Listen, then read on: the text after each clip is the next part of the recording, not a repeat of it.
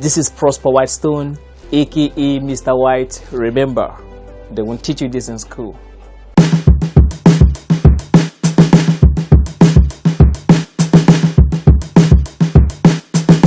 How would you be in a relationship whereby your partner does not trust you? It's toxic. It is highly toxic. I mean, what are you doing in a relationship that there is no trust? If you do not trust your spouse or your partner doesn't trust you, that's a red flag. And trust comes from being honest and integrous. If I find myself having to prove myself all the time to my partner, then I know that something is wrong. I need to believe you when you tell me something. And so, if this trust are not there, is a clear sign that I need to run out. So I say something and you're finding it hard to believe, you're doubting these things that I say, then there's something really wrong. Your partner should take your yes for yes, your no for no. That's what makes relationship grow. Without trust, there is no need to continue the relationship. Because trust is the foundation of every relationship. Every kind of relationship, be it casual, friendship, trust is very important. It's a very important key to hold in a relationship. Sometimes maybe in the past and you did something, you made a mistake, and then because of that mistake you made, your partner doesn't trust you no more. So whatever you tell him or her, there's a kind of doubt. That's toxic. There's this friend who told me about a guy she was dating, and he was always coming to see her after work so that they will go together. And the reason he does this is because he feels that after work she might branch somewhere to go and see one guy and all of that. Your partner suffocating you with too much attention. Moderation is the key in relationship. Everything needs to be done moderately. Some people find this romantic and all of that, but when it becomes too much, it is choking. Now, it is expedient that your partner needs to respect your space many a time. Suffocation of always trying to attention, always pinpoint, always looking at this, it's suffocating. I like to be honest. I'm a very honest person, and if I'm telling you something and you're finding it hard to believe or to come to terms with, then I don't know, or I don't see any reason why I should be in that relationship. You called your spouse and you inquire where they are, and then they say they are with your friends, and then you are saying, can I speak to somebody there? First, to me, that means you don't even trust me. You don't even trust that I am where I said I am. So you needed to speak with somebody for you to confirm that I am actually where I said I am. You always trying to look for evidences in what I'm saying, like you want to investigate the matter. I tell you I am here, and then you give somebody the phone so that you would talk to the person to verify if what I'm saying is true. I mean, that's wrong. You don't encroach into your partner's privacy. Quite alright. You suspect something. You suspect something is going on, and why not just take the time to ask them? Everybody deserves their space. Everybody deserves their respect. How would you go through a person's item without their permission? It's pronounced lack of trust in full force. If you on your own part reason that you do not trust your partner because maybe he or she has been showing this kind of suspicious acts in the past or recently, you don't trust him no more, you don't trust her no more, you shouldn't be in that relationship. And once it keeps reoccurring, it is not once, not twice, like it keeps reoccurring where you have to explain yourself or where it doesn't believe you, then there's really no reason being in that relationship. Just call it quit, and everybody should go and rest. What do people in relationship actually do? I'll tell you, they talk. They communicate all throughout. That's what you do in a relationship. Because communication strengthens the relationship. It helps the relationship grow. You guys get to know yourselves better. In a relationship where there is no more communication, where the communication has dwindled, there's a clear sign that it's not going to work no more. You call and this person doesn't pick your calls, or even when he does, there's really no plausible explanation for him not picking your calls. Words are powerful. So the kind of words you use in your relationship matters a whole lot. Your words need to be seasoned. When we talk about outside communication, we're making reference to verbal kind of communications also. I mean, if you guys are not talking, then I wonder what you are doing in that relationship if you are not talking. Because even when you hang out, you still have to talk. You are spending time together in the house, you still have to talk. When you guys are even separate, like, okay, you still have to talk. Then if you are not talking, what are you guys doing? What are you doing? If every time your partner is talking to you or responding to your questions, and then the voice is loud or the voice is high, that's a clear sign. That's really a clear sign, because you cannot talk to me when you say you love me and then you're raising your voice. You can't raise your voice at me. Why would you do that? You find that your conversations are now choppy. Okay, so I say hi and you say hi. How are you doing? Fine. The conversation, you guys are now talking in monosyllables. You're answering one. Like, it becomes very boring and weird. And that one itself is even very obvious that something is wrong. In communication, it's not usually all verbal. There are touches. You understand? It's like touch is a kind of communication too, especially for lovers. And then when my body touches your body, it's a clear communication. Like when we are going out and then I'm holding hands, we are holding hands. That's clear communication. But if you notice that you don't do these things often, it is either is probably seeing someone else or is no longer interested in the relationship and doesn't know how to tell you. Babe, it is totally bad. When there's an hostile communication, I give you space. So we don't communicate like we used to communicate. We don't talk like we used to talk. We don't hold hands like we used to hold hands before. Bonds are created by words of declaration, and really we are very emotional, so we are moved by words. We are moved by what our partner tells us. Imagine a situation where you rebuke your spouse in public. Okay, fine, quite all right. He or she did something wrong, but then rebuking him or her publicly doesn't make no sense. Now, how would you tell your lady that she's ugly? How do you rebuke the woman you intend to spend the rest of your life with in a public setting? Remember, at the beginning, they would always, use these words, because they want to get you. And then after you guys are not in it already, it becomes difficult. Or you find it hard to tell you those things. Just know that it's losing interest already. And how would you always be an advocate of blame game language? I call it blame game language. You are wrong, you did this, you did that. It's appalling, it's uncalled for. When you notice that this happen regular, that your spouse rebuke you every time, your partner rebuke you every time in public, and then it makes you feel bad, it shows that you are really in a toxic kind of relationship. Because why are you even there for the first place? Why are you even there? When the Bible says that a man is the head and not the tail, a man is the head of a family, the Lord God is not trying to say the man is a boss.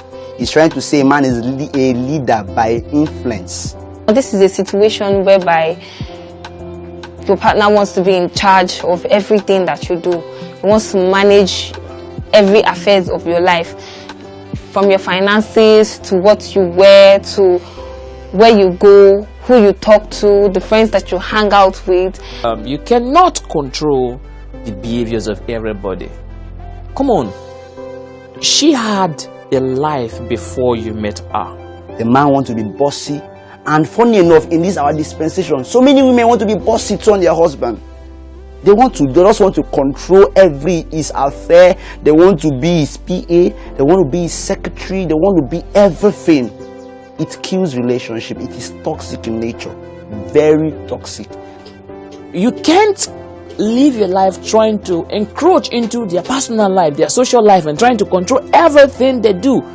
Are you supposed to tell me when I'm supposed to go to the toilet, or tell me how I'm supposed to use my time, or tell me who I'm supposed to talk to? Before you guys came into this relationship, you had your separate lives. You control the kind of calls they make, you control when they go and where they shouldn't go.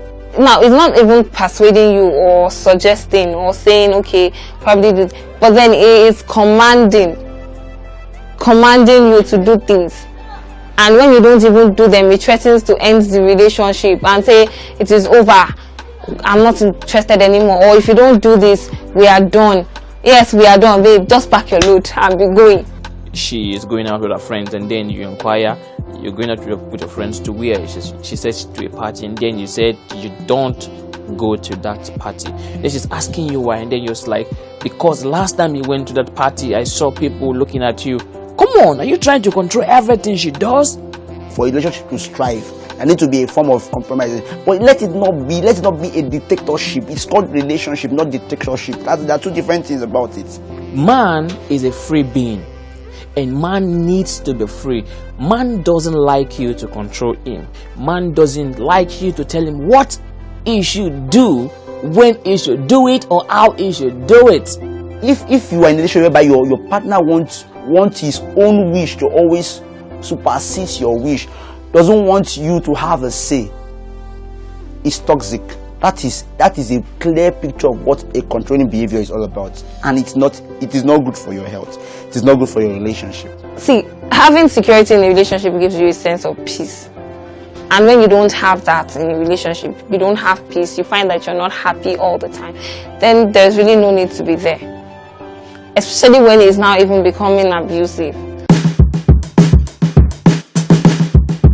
Relationship functions very well when I give and you give. That's compromise. So in every relationship, you must be ready to compromise. You must be ready to make some sacrifices. In this case, you find that the efforts that are being put into the relationship is just one-sided.